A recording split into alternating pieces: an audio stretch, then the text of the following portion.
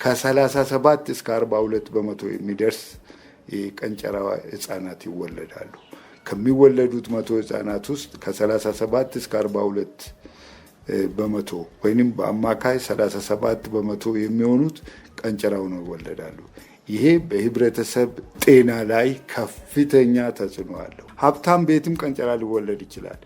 ነገር ግን አብዛኛው በድህነት የሚመጣ ነው። ምክንያቱም ደሃ ከሆነ አንድ ሰው ተመጣጣኝ ምግብ የማግኘቱ ጉዳይ እጅግ በጣም ዝቅተኛ።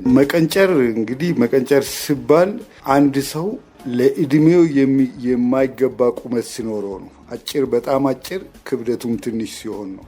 እና ይሄ የሚከሰተው ከተጸነሰበት ቀን ጀምሮ ከማህፀን ጀምሮ ከተጸነሰበት ቀን ጀምሮ እስከ 1000 ቀን ባለው ጊዜ ውስጥ ነው። እናቱም ተመጣጣኝ ምግብ ያላገኘች ከሆነ ልጁ በማህፀን ቀንጨራው ነው ሊወለድ ይችላል። እና የተለያዩ የሰውነት ልኬት መስፈርቶች አሉ። አሁን ዶክተሮች እኛም ሀገር ህጻናትን ይለካሉ አለ የአእምሮ ዙሪያ ወይም ብሬን ስከል ሰርከምፍራንስ፣ የልጁን ቁመት፣ ሁሉ ነገር ክብደት፣ ብዙ ነገር ይለካሉ። እነዛ መስፈርቶች አንድ ላይ ተደምሮ ነው እንግዲህ ልጁ በማህፀን ውስጥ ቀንጨራ ሆኗል ወይም አልሆነም የሚለው ነገር። ግን ኋላ ቀስ ብሎ እየወጣ በተለይ በአእምሮ ላይ ያለው ልጁ ትምህርት ቤት በሚገባበት ጊዜ ላይ ነው ከፍተኛው ትምህርት የመቀበል አቅሙ እጅግ በጣም ዝቅተኛ የሆነና ትምህርት የመድገም ጉዳይ ክፍል የመድገም ጉዳይ ሊጀምር ይችላል ማለት ነው። ኮግኒቲቭ ካፓሲቲ ነው እና ትምህርት የመቀበል ዝቅተኛ። እነዚህ ሰዎች በኋላ ሲያድጉ ምንድነው ሊሆኑ የሚችሉት? በጣም የክሮኒክ ዲዚዝ የሚባሉ የስኳር በሽታ፣ የደም ግፊት፣ የተለያዩ በሽታዎች ያጠቋቸዋል እና ከሌሎች ጋራ ሲመጣጠን ጤነኛ ከሆኑ ህጻናት ጋራ ቀንጨራ የሆኑት ሰዎች በህፃንነታቸው ቀንጨራ ከሆኑ እድሜያቸው ያጥራል። በስራ ውጤታማ አይሆኑም።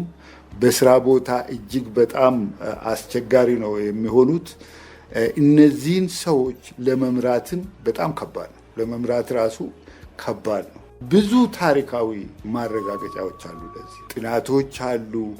ቀንጨራ የሆነ ሰው ሰውንም የማሳመን ራሱም የማመን ችግር አለበት። የሁሉ ችግር ሲመጣ ደግሞ ሸሚዝ የመጠቅለል ወንጀል ውስጥ የመሳተፍ እድላቸው እጅግ በጣም ከፍተኛ ይሆናል። ድሮ እንግዲህ ብዙ ጊዜ ዩኒቨርሲቲ አይገቡም ነበረ። ዩኒቨርሲቲ አሁን በሁለት ምክንያት ይገባሉ።